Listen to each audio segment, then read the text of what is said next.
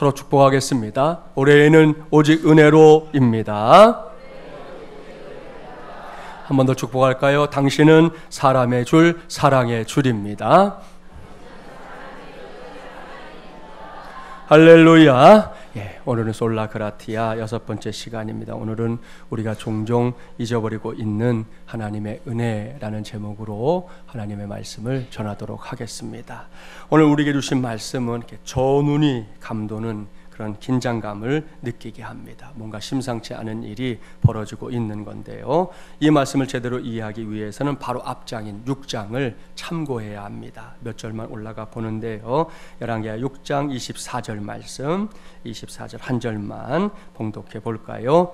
이후에 아람 왕 베나닷이 그의 온 군대를 모아 올라와서 사마리아를 애워싸니. 사랑하는 마중물예랑 가족 여러분, 보십시오. 심상치 않은 분위기지요. 북이스라엘과 오랫동안 이렇게 적대 관계에 놓인 아람 나라의 왕 베나닷이 전쟁을 벌이기 위해 수도인 사마리아 성을 애워싸고 있으니 말입니다.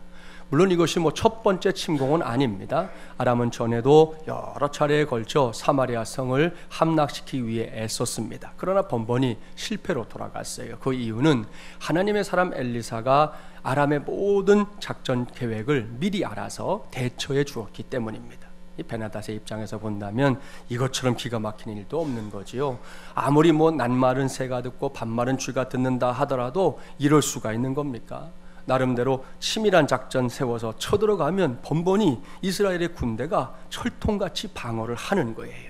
이에 약이 막 오를 대로 오른 베나닷이 다시금 큰 군대를 일으켰습니다. 수도인 사마리아 성을 겹겹이 애워싸고 모든 사람의 출입을 아주 원천적으로 봉쇄했어요. 그러니 어떤 일이 벌어졌을지 짐작이 가시죠? 사마리아 성 안에 모든 사람들이 온통 굶주림으로 고통을 당하게 되었습니다. 여러분, 배고파 보셨습니까? 우리 어르신들 중에는 배고픔이 뭔지 아는 분들이 많을 테지만 지금은 배고픔이 어느 정도 이렇게 해결된 시대이기 때문에 아마도 그 고통이 어떤 것인지 잘 아는 사람보다는 잘 모르는 사람들이 더 많을 겁니다. 보릿고개로 생고생을 하던 이 나라가 이제는 다이어트 하겠다고 일부러 굶는 나라가 됐잖아요. 예전에는 어떻게든 한 톨이라도 먹으려고 했는데 이제는 굶어야 된다, 이런 나라가 됐으니 어르신들의 입장에서 보면 격세지감을 느낄 수밖에 없는 것이 오늘의 현실이에요. 아무튼 어르신들의 이야기 들어보면 이 배고픈 것만큼 서러운 일이 세상에 없다는 거예요. 제가 아는 한 목사님이 6.25 때 부모님을 잃고 거리를 헤매는데 너무나 배가 고팠답니다. 구걸을 해야 할지 말아야 할지 너무너무 고민이 됐어요. 왜냐? 구걸을 하자니 그래도 내가 뼈대 있는 가문의 혈통인데 라는 이 자존심이 쉽게 허락을 하지 않는 거예요. 그래서 고민하고 또 고민하고 참고 또 참았습니다. 하지만 배고픔이라는 게 시간이 흘러갈수록 더해지는 거잖아요. 마침내 어느 집 대문을 두드렸어요. 주인 아주머니가 나오더니 묻는 거예요. 무슨 일이니? 아주머니, 그게요, 여기까지 말하고는 망설이며 대답을 못했어요. 아주머니가 재차 묻습니다. 무슨 일인데? 그러니 남의 집 대문을 두드렸으면 말을 해야 될 거 아니야. 재촉하는 아주머니를 향해서, 아주머니, 밥 하는데요, 눈물이 콱 쏟아지고 목이 메어서 땅바닥에 그냥 주저앉아서 엉엉 울었다는 거예요. 왜 울었을까요? 그 목사님의 고백이에요. 배가 고파서 그때는 운 게 아니라 너무 서러워서, 그래서 울었답니다. 생각하면 생각할수록 막 자존심도 상하고 너무 서럽기 짝이 없어서 그 자리에서 다리를 비벼가면서 한참 동안을 그렇게 울었대요. 배고픔은 이렇게 비참한 겁니다. 그런데 사마리아 성의 백성들은 그 비참함을 지금 처절하게 경험하고 있는 중입니다. 하룻밤을 자고 나면 인플레가 하늘 높은 줄 모르고 치솟았습니다. 이어지는 25절 말씀을 여러분 봐보세요. 아람 사람이 사마리아를 애워싸우러 성중이 크게 줄여서 낙이 머리 하나에 은 80세겔이요 비둘기 똥 4분의 1값에 은 5세겔이라 하니, 이것이 사마리아 성의 물가 지표입니다. 여기서 은 1세겔은 일반 노동자가 4일 동안 일하면 받는 삭시예요. 그런데 낙이 머리 하나가 얼마라고요? 은 80세겔. 낙이 머리는 이스라엘 사람들이 잘 먹지도 않는 이 고기 중에서도 하급 고기이기 때문에 가장 싼 고기거든요. 그런데 은 80세겔에 호가하고 있었다는 거죠. 거의 1년치 품삯을 줘야 그 낙이 머리 하나 살 수 있다는 그런 계산이 나와요. 더 기가 막힌 건 비둘기 똥이잖아요. 이것은 영양가가 거의 없는 음식물 찌꺼기를 가리킵니다. 이렇게 하찮은 것도 은 5세겔의 거래가 이루어지고 있었다는 거죠. 그러니 이게 어디 사람이 살만한 곳입니까? 이런 곳에서는 하루를 사는 것도 기적일 거예요. 26절 이하를 보면 더 기가 막힌 일도 있었어요. 성 안에 먹을 것이 떨어지자 여인들이 모여서 오늘은 이 집 아들을, 내일은 저 집 아들을 잡아서 삶아 먹기로 약속까지 하고 있습니다. 이것도 어디 사람이 할 짓이겠습니까? 그런데 이 말도 안 되는 일들이 지금 사마리아 성 안에서 벌어지고 있었습니다. 이것이 사마리아 성에 처해 있었던 비극적인 현실이었습니다. 이 모두가 아람 왕 베나닷의 공세 때문이었어요. 이러한 사마리아 성의 현실은 왕의 마음을 괴롭게 했습니다. 처참하게 죽어가는 백성들을 바라볼 수밖에 없는 자신의 무능함 때문에 왕도 지칠 대로 지치고 말았어요. 그때 하나님께서 엘리사를 통해 말씀하십니다. 오늘의 본문 7장 1절과 2절 말씀 함께 봉독해 볼까요? 1절 2절입니다. 엘리사가 이르되 여호와의 말씀을 들을지어다. 여호와께서 이르시되 내일 이맘때에 사마리아 성문에서 고운 밀가루 한 스아를 한 세겔로 매매하고 보리 2수아를 한 세겔로 매매하리라 하셨느니라. 그때 왕이 그의 손에 의지하는 자 곧 한 장관이 하나님의 사람에게 대답하여 이르되 여호와께서 하늘에 창을 내신들 어찌 이런 일이 있으리요 하더라. 엘리사가 이르되 내가 내 눈으로 보리라. 그러나 그것을 먹지는 못하리라 하니라. 아멘. 할렐루야. 아들을 잡아먹을 정도로 비참한 처지에 놓인 사마리아 성을 향해 엘리사가 외치고 있습니다. 하늘로 풀 줄 모르고 뛰고 있는 인플레가 내일이면 디플레가 될 것이다. 내일 이맘때가 되면 고운 가루 한 스아에 한 세겔을 하고 보리 2수아에 한 세겔을 할 것이다. 이렇게 외치고 있는 겁니다. 비둘기 똥이 5세겔에 거래되고 있다는 걸 생각한다면 이것은 급속도로 물가가 안정될 것이다 라는 예언입니다. 이것이 하나님의 뜻이었어요.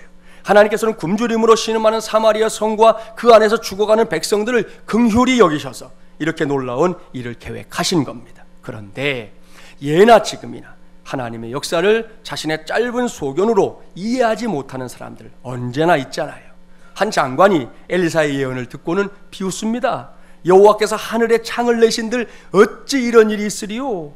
이런 말을 두고 흔히 하는 말 있죠. 초친다. 초치는 말. 이 장관은 엘리사의 말을 우습게 여겼습니다. 눈앞에서 벌어지고 있는 사마리아 성의 현실을 볼 때 엘리사의 말은 농담처럼 여겨졌던 거지요. 엘리사는 하나님의 역사를 비웃는 그 장관을 향해 또 다른 예언을 선포합니다. 내가 내 눈으로 보리라. 그러나 그것을 먹지는 못하리라. 오늘의 본문이 열왕기하 7장 19절 20절 말씀을 보면 이 사람은 엘리사의 예언대로 사마리아 성이 정상을 되찾는 것을 보기는 봅니다. 하지만 안타깝게도 사람들에 의해 짓밟혀 죽임을 당하게 됩니다. 어쨌든 사마리아 성은 어려움에서 벗어나게 되었어요. 전쟁이 일어나기 전의 상태로 돌아갈 수 있었던 겁니다. 그런데 여기서 우리가 주목해야 할 사실이 있습니다. 그것은 그냥 이런 일이 일어난 건 아니라는 사실이에요. 그렇습니다. 죽어가던 사마리아 성과 그 성의 백성들이 살게 된 데에는 이유가 있었습니다. 사마리아 성이 구원받는 과정에서 귀하게 쓰임받은 사람들이 있었기 때문인데요. 이제부터 그들을 만나보겠습니다. 본문 3절과 4절 말씀 함께 봉독합니다. 성문 어귀에 나병 자 4사람이 있더니 그 친구에게 서로 말하되 우리가 어찌하여 여기 앉아서 죽기를 기다리랴. 만일 우리가 성읍으로 가자고 말한다면 성읍에는 굶주림이 있으니 우리가 거기서 죽을 것이요 만일 우리가 여기서 머무르면 역시 우리가 죽을 것이라. 그런즉 우리가 가서 아람 군대에게 항복하자. 그들이 우리를 살려두면 살 것이요 우리를 죽이면 죽을 것이라 하고. 사마리아 성문 앞에서 4사람이 서성거리고 있었다는 거예요. 그들은 한센병에 걸린 사람들이었습니다. 이 병이 뭔지 아시죠? 온몸이 썩어 들어가는 병입니다.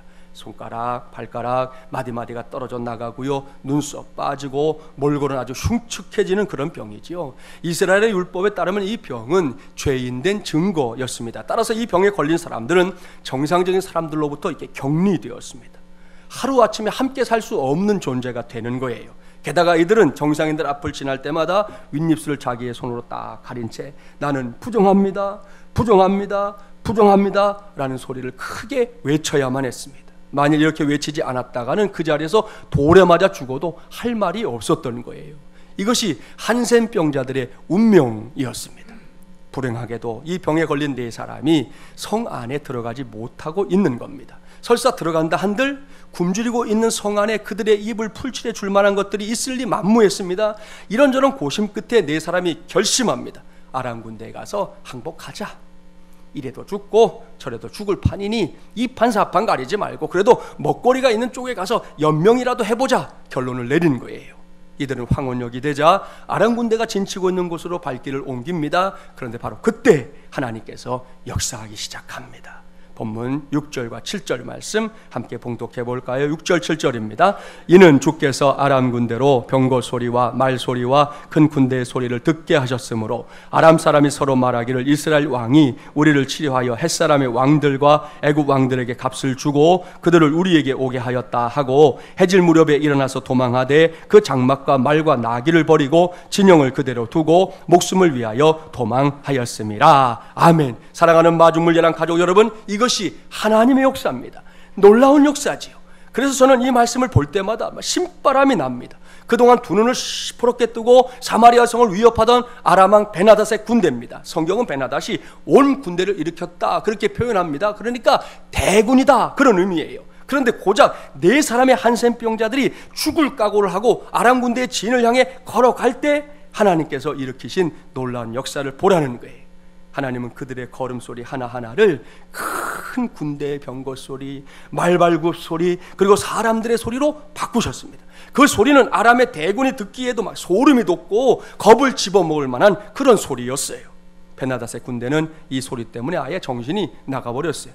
그들은 이스라엘 왕이 이웃나라의 왕들에게 돈을 주고 지원군을 요청한 거다 생각했습니다. 그들은 오로지 살기 위해 혼비백산에서 도망치기 시작했습니다. 자신들의 물건을 뭐 따로 챙길 겨를도 없이 말입니다.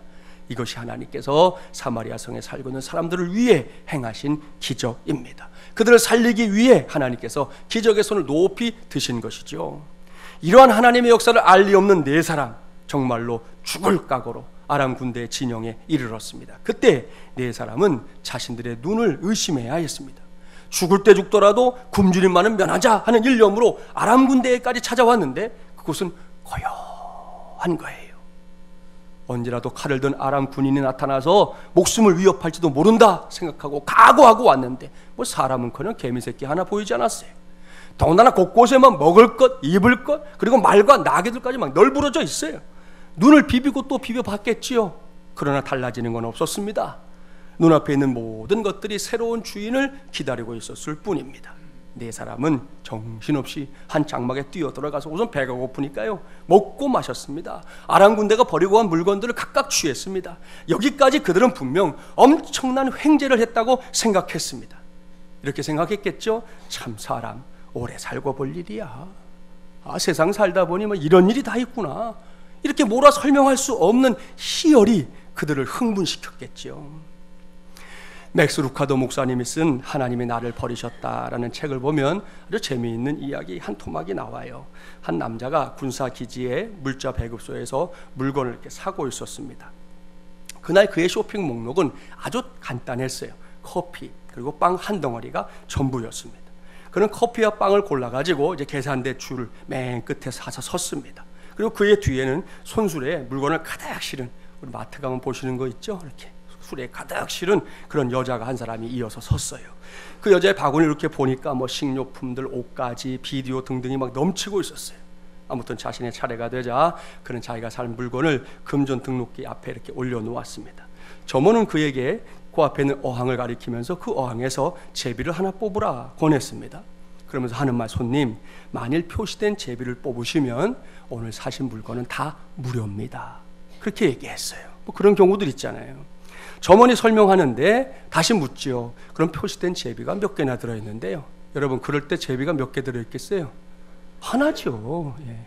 물론 딱 하나밖에 없습니다. 그렇게 대답했어요. 어항 안에는 제비가 꽉 차 있어서 그 표시된 거 하나 뽑는다는 게 매우 확률이 낮아 보였습니다. 지난주에 우리 행운권도 해봤지만 그게 쉽지 않잖아요. 어쨌든 이 사람이 시도를 했어요. 그런데 놀랍게도 행운의 제비가 딱 뽑힌 거예요. 얼마나 놀라운 일입니까?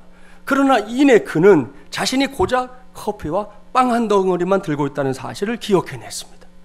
그러니 얼마나 좋은 기회를 허비한 겁니까? 그때 이 사람이 재빨리 돌아서서 산더미 같은 물건을 계산하려고 뒤에 서 있는 여자에게 외치는 거예요. 여보, 여보, 지금 무슨 일이 났는지 알겠어? 우리가 당첨됐대. 1센트도 내지 않아도 된대. 그녀는 어리둥절해하며 그를 바라봤어요. 그 순간 그가 찡긋 눈짓을 보냈습니다. 상황을 알아차린 그녀는 그의 곁에 서서 팔짱까지 끼고는 미소를 지었다는 거예요.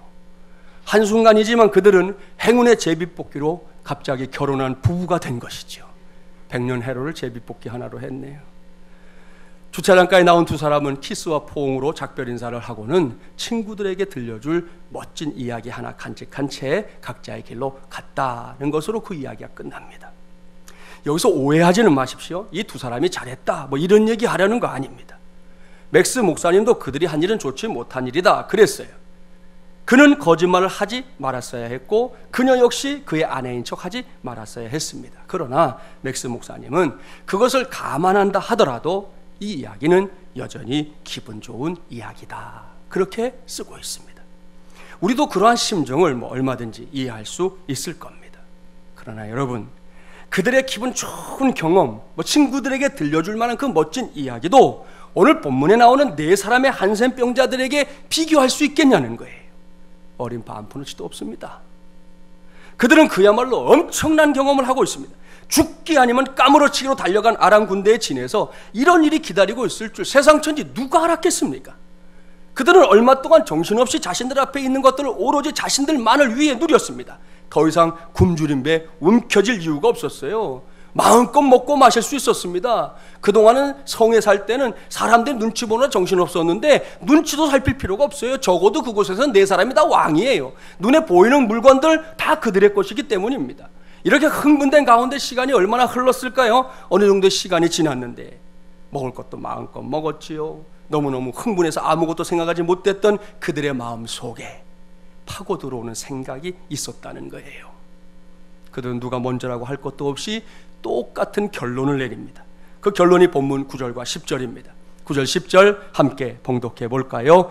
나병 환자들이 그 친구에게 서로 말하되 우리가 이렇게 해서는 아니 되겠도다. 오늘은 아름다운 소식이 있는 날이거늘 우리가 침묵하고 있도다. 만일 밝은 아침까지 기다리면 벌이 우리에게 미칠지니 이제 떠나 왕궁에 가서 알리자 하고 가서 성읍 문지기를 불러 그들에게 말하여 이르되 우리가 아람진에 이르러서 보니 거기에 한 사람도 없고 사람의 소리도 없고 오직 말과 나귀만 메어 있고 장막들이 그대로 있더이다 하는지라. 아멘 할렐루야. 정말이지 누가 먼저라고 할 것도 없었습니다. 네 사람이 똑같은 마음을 품었다는 거예요. 우리가 이렇게 해서는 아니 되겠도다. 오늘은 아름다운 소식이 있는 날이거늘 우리가 침묵하고 있도다. 만일 밝은 아침까지 기다리면 벌이 우리에게 미칠 것이라. 사랑하는 마주물리란 가족 여러분, 이것이 어느 정도 정신을 차린 네 사람의 공통된 생각이었습니다. 우리가 이렇게 해서는 아니 되겠도다. 우리만을 위해 이렇게 호의호식하는 건 옳지 못하다. 지금 저 사마리아 성에는 굶주림으로 죽어가는 사람들이 있는데 그들은 아람 군대가 다 물러간 것을 알지 못하고 오늘도 자식들을 죽이고 잡아먹고 있는데 그렇게 아수라장이 되어 있는데 우리만 이렇게 살 수는 없다. 아침이 될 때까지 이 일에 대해서 침묵하고 여기에 머물러 있는다면 하나님이 우리에게 벌을 내리실 것이다. 이것이 정신 차린 네 사람의 고백이에요. 옳습니다. 그들은 주저할 이유가 없었습니다. 그들은 자리를 털고 일어났습니다. 올 때보다 더 빠른 걸음으로 사마리아 성을 향해 달려갔습니다. 그곳에 가서 적군인 아람 군대가 물러갔다는 아름다운 소식을 전했습니다. 이젠 성문을 걸어 잠그고 숨어 있을 필요가 없다는 아름다운 소식을 전했습니다. 이젠 더 이상 자식들 잡아먹지 않아도 된다는 아름다운 소식을 전했습니다. 이제는 너나 할 것 없이 모든 사람들이 사람답게 살 수 있다는 아름다운 소식을 전했습니다. 또한 하늘 높은 줄 모르고 뛰어오른 물가로 인해서 더 이상 고통당하지 않아도 된다는 아름다운 소식을 전했습니다. 사랑하는 여러분, 이 얼마나 귀한 일입니까? 그동안 사마리아 성은 그들을 반기지 않았어요. 도리어 멸시했습니다. 사람 취급도 하지 않았습니다. 죄인이라고 손가락질했습니다. 함께 살지도 않았습니다. 버려진 인생들이었어요. 만일 네 사람이 이런 것들만 생각했다면 그들은 사마리아 성으로 달려가지 않았을 겁니다. 그러나 이 사람들의 생각은 그렇게 쫌스러운 자리에 머물지 않았습니다. 그들은 오로지 죽어가고 있는 사마리아 성의 백성들만 생각했습니다. 나와 한 핏줄인 그들만 생각했습니다. 그들이 죽어가는데 나만 행복하다? 그건 있을 수 없는 일이었던 거죠. 사마리아 성의 백성들이 자신들에게 어떻게 했든 어떤 짓을 했든 그것은 중요하지 않았습니다. 우선은 그들을 살려야 했습니다. 이에 네 사람은 머리카락을 휘날리며 사마리아 성으로 달려간 것이에요. 그 결과가 뭔지 보이시죠? 결국 사마리아 성은 이들의 소식을 전해 듣고 죽음에서 살아날 수 있었습니다. 사망의 그늘에 앉았던 사람들이 살 길을 찾게 된 것이지요. 더불어 겁없이 뛰어오르던 인플레도 디플레로 돌아섰습니다. 모든 것이 정상을 되찾았어요. 이렇게 죽어가던 사마리아 성이 새로운 생명으로 넘쳐나는 새로운 성이 된 것입니다. 여기까지 말씀을 보는데 가슴에서 불이 일어요. 사마리아 성을 살리기 위해 달려가는 이 네 사람의 모습을 마음속에 그려보다가 제 마음속 깊은 곳에서부터 뜨거움이 올라오기 시작했습니다. 나는 과연 어떠한가? 복음을 전하며 살겠다고 목사가 됐는데 나는 과연 어떠한가? 저들만큼 생명에 대한 열정이 있는가? 생명을 살리기 위해 달려가는 수고를 기꺼이 감당하고 있는가? 이런 질문들이 저를 뜨겁게 만들었습니다. 그 다음에 떠오른 말씀을 소개합니다. 로마서 10장 13절부터 15절 말씀. 누구든지 주의 이름을 부르는 자는 구원을 받으리라.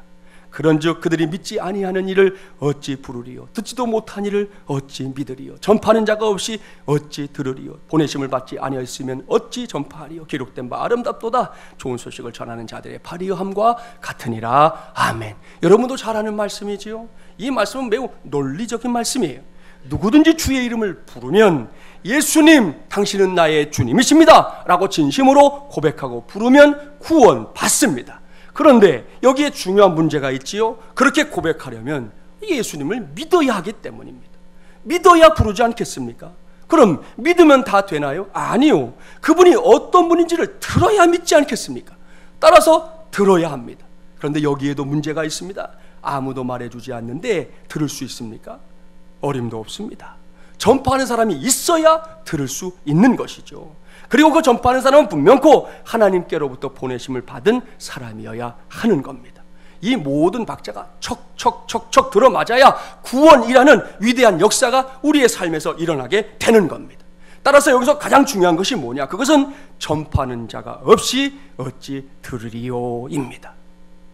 오늘 전할 말씀을 살피는데 이 말씀이 거침없이 제 가슴속을 파고들었습니다. 옳습니다. 전파하는 자가 없는데 누가 복음을 들을 수 있단 말입니까?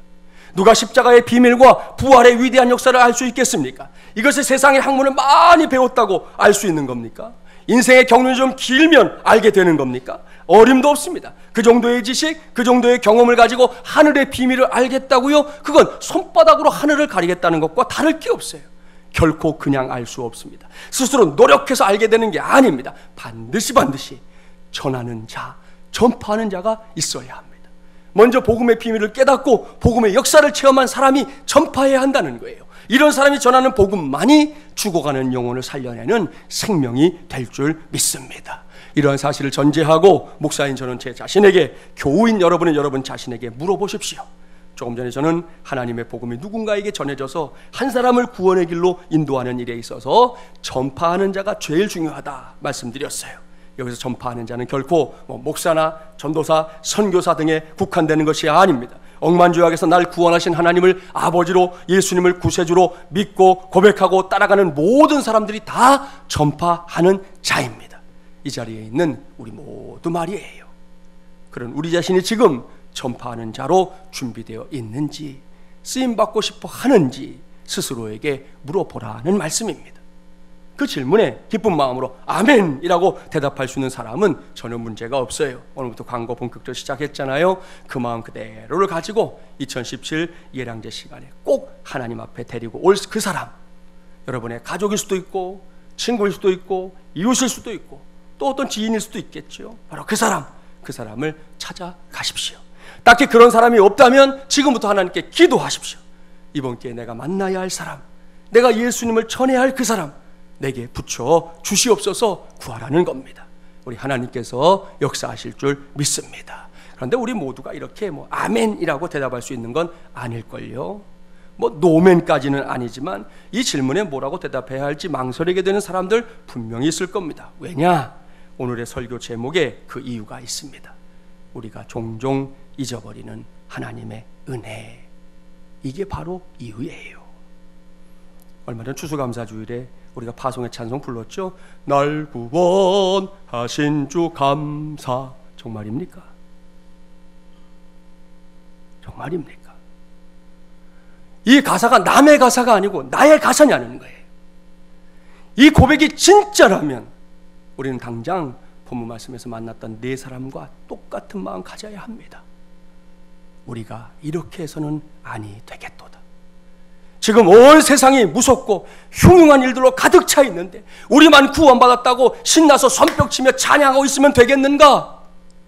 갈 길을 잃고 방황하고 있는 사람들, 그냥 두면 지옥의 형벌에 처할 사람들에게 달려가서 우리가 체험한 구원의 은혜, 새 생명의 은혜 전해야 해. 십자가와 부활의 복음, 이 아름다운 소식을 내가 전해야 해. 우리가 전해야 해. 우리 교회가 전해야 해. 할렐루야. 이것이 하나님을 아버지로, 예수님을 구세주로 믿고 따르고 섬기는 우리 모두의 고백, 우리 모두의 생각, 우리 모두의 마음이어야 할 줄 믿습니다. 문제는 이것이 우리의 현실이 아니라는 거예요. 우리 모두가 날 구원하신 주님께 감사하는 그 마음, 나를 억만지역에서 건지셔서 구원의 길에 서게 하신 하나님의 은혜를 너무 자주, 그야말로 종종 잊어버린 채 살고 있기 때문입니다. 그렇습니다. 그것이 너무 바쁘고 분주한 삶 때문이든, 매너리즘에 빠져서이든, 오랜 신앙생활을 하다 보니 그것이 다 그거인 것 같아서이든, 어떤 이유에서든 날 구원하신 하나님의 은혜를 새까맣게 잊고 사는 성도들, 조금 낫다고 하면 그저 흐릿하게 기억하고 있는 성도들이 넘치고 있는 것이 오늘 우리가 살고 있는 21세기 지금 이 시대의 가장 큰 문제입니다. 사랑하는 마주물리란 가족 여러분, 여기서 분명하게 말씀을 전합니다. 누구든지, 그야말로 한 사람도 예외 없이 누구든지 이 은혜를 잊어버린다면 그것은 제대로 된 신앙생활이 될 수 없습니다. 여기에는 목사도 그렇고요, 여러분도 마찬가지입니다. 날 구원하신 하나님의 은혜를 잊어버린 신앙생활, 그것은 무늬만 신앙생활일 뿐이에요. 진정한 신앙생활 될 수 없습니다. 그렇기 때문에 저는 오늘 이 시간에 어떤 이유로든 잊어버린 채 살고 있는 하나님의 은혜를 2017 열왕제를 통해 다시금 상기시키고 그 은혜를 누군가에게 전하기 위해 분연히 일어서야 한다는 이 사실을 여섯 번째 솔라크라티아로 제 자신에게 또 여러분에게 선포하는 바입니다. 옳습니다. 이 점만 분명해진다면 우리 모두가 예수 그리스도의 십자가와 부활의 복음을 들고 나가지 못할 곳이 없어집니다. 나가지 못할 사람, 만나지 못할 사람이 없어질 줄 믿습니다. 안산제일교회 고은 목사님, 이제는 은퇴하셔서 연세가 많으신데 그분이 목회를 오래 하셨으니까 경험담이 많으시잖아요. 그 중에 한 경험담을 제가 듣고 참 감동을 받았는데, 그 교회에 박 집사님이라는 분이 큰아들 결혼 주례를 목사님께 부탁했습니다. 집사님의 생각은 이런 거였대요. 목사님 주례로 교회에서 결혼하면 믿지 않는 며느리와 아들을 전도할 수 있겠지, 그런 소망 때문이었다는 거예요. 박사님 목사님 찾아와서 이렇게 말했습니다. 목사님, 평생 제가 남편과 5남매를 위해 기도했는데 왜 저는 한 식구도 구원하지 못할까요? 이렇게 말하는 집사님이 안타까워서 목사님이 위로의 말을 전해 주었어요. 집사님 너무 걱정하지 마세요. 나도 집사님과 함께 전도하도록 힘써 볼게요. 결혼식은 토요일 11시였습니다. 그런데 그날 아침 7시에 이 박 집사님이 그만 연탄가스 중독으로 세상을 떠나고 말았습니다. 결혼식 당일인데 아침에서야 가족들이 알게 된 거예요. 집안이 눈물바다가 됐어요.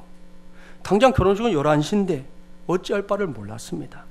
목사님 소식을 듣고 서둘러 달려가서 가족들을 살피는데 하나님께서 목사님의 마음속에 죽은 자들은 죽은 자들로 장사 지내고 산자 너는 복음을 전해라 하는 말씀을 주셨다는 거예요. 목사님은 가족 중에 한 사람만 시신을 지키라 당부하고 가족들을 다 데리고 목사님이 직접 결혼식장으로 갔어요. 그 결혼식을 올렸어요. 목사님 식이 다 마쳐지자 이제 신랑과 신부를 불렀습니다. 신랑은 이미 알고 있었고 신부에게 미처 얘기를 못한 거죠. 목사님이 말합니다. 신부는 놀라지 말고 잘 들으세요. 시어머니가 오늘 새벽 돌아가셨어요. 이제 예복을 벗고 상복을 입고 시어머니 장례식 치릅시다. 목사님 내가 도와줄 테니 너무 걱정하지 말고요. 이렇게 해서 아들의 결혼식이 있던 그날이 장례식이 시작하는 날이 됐어요. 동네 사람들이 얘기합니다. 수군거립니다. 새 며느리가 시어머니 잡아먹었다. 어디나 이런 인간들은 꼭 있어. 예? 그게 자기 얘기 같으면 그렇게 할 수 있어요? 내 얘기면 그렇게 말하고 다닐 수 있냐고요. 답답한 사람들. 근데 놀랍게도 그 장례식에서 반전이 일어났어요. 새 아들이 이제 발인 예배, 우리 3일째 되면 발인 하잖아요. 발인 예배를 앞둔 전날 밤에 목사님을 찾아와서 무릎을 꿇고 회개하는 일이 일어나는 거예요. 이런 사연이었어요. 결혼식 전날 밤에 이제 인척들이 결혼식을 위해서 미리 올라와 있느라고 쓰지 않고 있던 방 하나마저 연탄불을 피우고 그 이제 좋은 방에서는 이제 오신 분들 손님들 주무시게 하고 세 형제가 그 방에 들어가서 잔 거예요. 그때 금요 철야기도를 마치고 새벽 2시쯤 들어온 어머니가 아들들을 깨웠지요. 그리고는 얘들아, 내가 너무 춥다. 너희들은 아버지 방에 가서 자라. 나는 기도하면서 몸 좀 녹이고 이 방에서 내가 잘게. 그렇게 아들들을 깨웠던 거지요. 그렇게 어머니는 새 아들이 마실 연탄가스를 홀로 다 삼켜버린 것이었어요. 이 일을 계기로 온 가족이 교회에 나와서 예수님을 영접하게 됐습니다.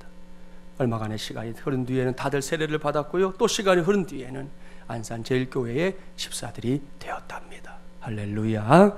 사랑하는 마주물리랑 가족 여러분 보십시오. 어머니 박 집사님은 결코 하나님의 은혜를 잊어버린 적이 없는 사람이었어요. 항상 날 구원하신 주님께 감사하고 그 복음의 능력, 나만 알고 있을 수 없어서 남편에게도 또 오남매에게도 늘 전하기를 힘썼던 사람이었습니다. 생각해 보세요. 그날 밤 이 어머니의 기도 무엇이었을지 짐작가시죠? 무슨 기도했겠어요? 결혼한 아들 가정은 물론이고 나머지 가족들 하나님 다 우리 예수님 영접하고 구원받게 하셔서 이 땅에서 가족으로 사는 건 물론이지만 천국에도 가서 만날 수 있는 그런 우리 식구들 되게 해달라고 얼마나 간절하게 얼마나 눈물 뿌려 기도했겠습니까? 충분히 짐작이 갑니다. 박사님이 세상을 떠난 건 너무나도 안타까운 일이지만 그렇게 해서 전해진 아름다운 복음의 소식이 결국은 온 가족을 구원했다는 이 사실만큼은 누구도 부인할 수 없게 되었습니다. 이제는 저와 여러분의 차례입니다. 이미 말씀드렸죠. 날 구원하신 하나님의 은혜를 잊지 않고 있는 사람들은 그 모습 그대로 본문에 나오는 네 사람처럼 아름다운 소식을 전하는 발이 되어 달려가면 됩니다. 그리고 아직 그렇지 못한 사람들은 오늘 주신 말씀을 통해 자기 자신을 점검하십시오. 그리고 내가 잊어버리고 있는 하나님의 은혜가 무엇인지 빨리빨리 찾아내십시오. 그러면 그 다음에 내가 뭘 해야 할지 가르쳐주지 않아도 알게 됩니다. 우리가 사는 세상이 구원을 필요로 하고 있습니다. 그것이 우리 교회가 가을마다 예랑제를 여는 가장 중요한 이유입니다. 굳이 구원할 사람들이 없다면 우리가 굳이 예랑제 할 게 뭐 있어요? 안 해도 되지요. 근데 그렇지 않다는 거지요. 요즘은 더더욱 그렇다는 생각을 떨쳐낼 수가 없습니다. 지금 보십시오. 구원에 목마른 사람들이 있습니다. 찾아가십시오. 소망을 잃어버린 사람들이 지금 이 대한민국 안에 얼마나 많은 줄 아십니까? 그들을 찾아가야 합니다. 입만 열면 세상을 저주하고 누구든지 만나면 가만두지 않겠다고 벼르고 사는 인생들이 지금 이 땅에 얼마나 많은 줄 아세요? 찾아가셔야 돼요. 하나님을 모르던 시절에 내 모습으로 세상을 살고 있는 이들이 보이면 그들에게도 찾아가셔야 돼요. 내가 하나님 모를 때 살았던 모습 나는 알잖아요. 나는. 그들은 모두 주님이 필요한 사람들이에요. 그들에게 가서 내가 잊지 않고 있는 하나님의 은혜를 증거하십시오. 증언하십시오. 증명해내십시오. 이것이 우리의 사명이요 우리가 오늘 붙잡아야 할 솔라그라티아 오직 은혜로인 줄 믿습니다.